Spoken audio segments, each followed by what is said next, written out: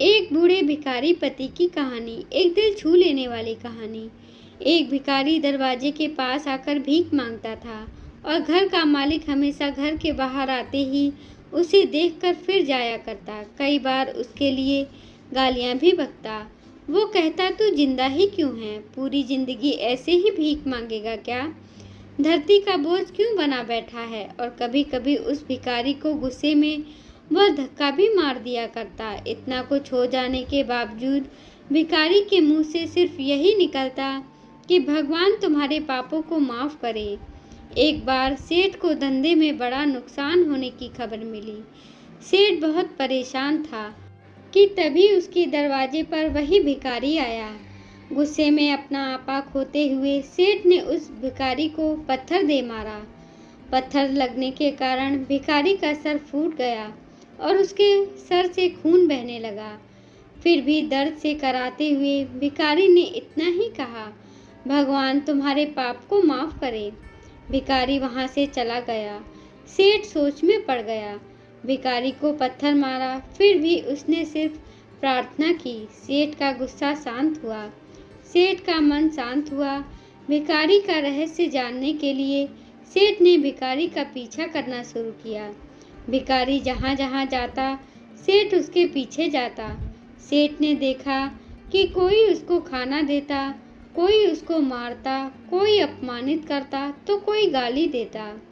लोग भिखारी के साथ चाहे जैसा व्यवहार करते, लेकिन भिखारी सबके लिए एक ही प्रार्थना करता, भगवान तुम्हारे पाप माफ करे। अब रात हो गई थी। भिखारी अपने घर जाने के लिए लौटा। वो अपने घर पहुंचा, लेकिन सेठ अब भी उसका पीछा ही कर रहा था। एक पुरानी टूटी हुई खटिया पर एक बूढ़ी औरत लेटी हुई थी। काफी कमजोर और बीमार लग रही थी। वह भिखारी की पत्नी थी। अपने पति को वापस आता देख वह खाट से उठ खड़ी हुई। पत्नी ने अपने पति के भीख वाले कटोरे में देखा। उसमें सिर्फ आधी बासी रोटी थी। उसे देखकर वह बोली, आज बस इतना ही मिला है, और हाँ, आपके सिर से खून निकल रहा है। ये चोट कैसे लगी? बूढ़ा भिखारी बोला, आज बस इतना ही मिला है। किसी ने कुछ दिया ही नहीं।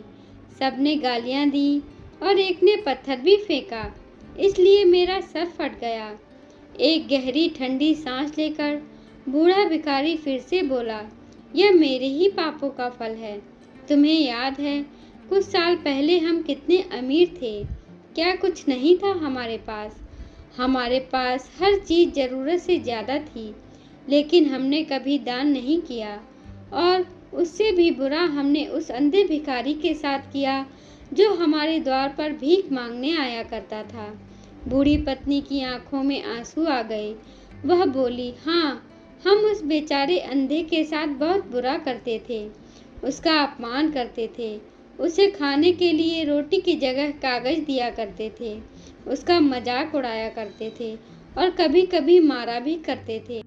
मैंने कभी उसको रास्ता नहीं दिखाया। एक बार मैंने उसके मुंह पर मिट्टी भी फेंकी थी और वह हमेशा दुखी होकर यही कहता कि भगवान तुम्हें तुम्हारे किए की सजा देगा। भगवान तुम्हारे पापों की सजा जरूर देगा। उसका श्राप सच हुआ और हम इस दुख भरी जिंदगी में आ गए। भिखारी बोला, हाँ, उसका श्राप सच हुआ और इसलिए मैं किसी को बद्दुआ नहीं देता, चाहे कोई मेरे साथ कैसा भी बर्ताव करे। मैं हमेशा उसके लिए प्रार्थना करता हूँ। मैं नहीं चाहता कि कोई भी हमारे जैसी जिंदगी का अनुभव करे, किसी को भी हमारे जैसे दुखों का सामना करना पड़े।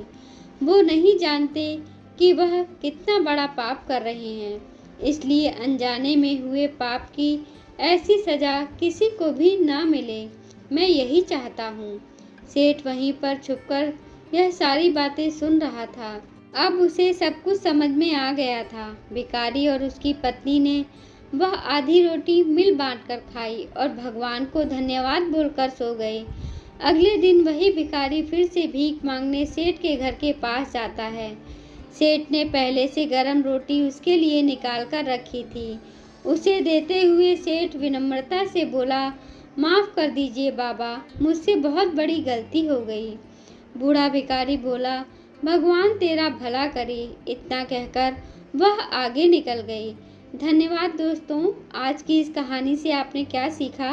कमेंट बॉक्स में ज़रूर कमेंट करें। हमें आपकी प्रतिक्रिया का इंतज़ार रहेगा। और कृपया हमारे चैनल को लाइक करें, शेयर करें, सब्सक्राइब करें। धन्यवाद।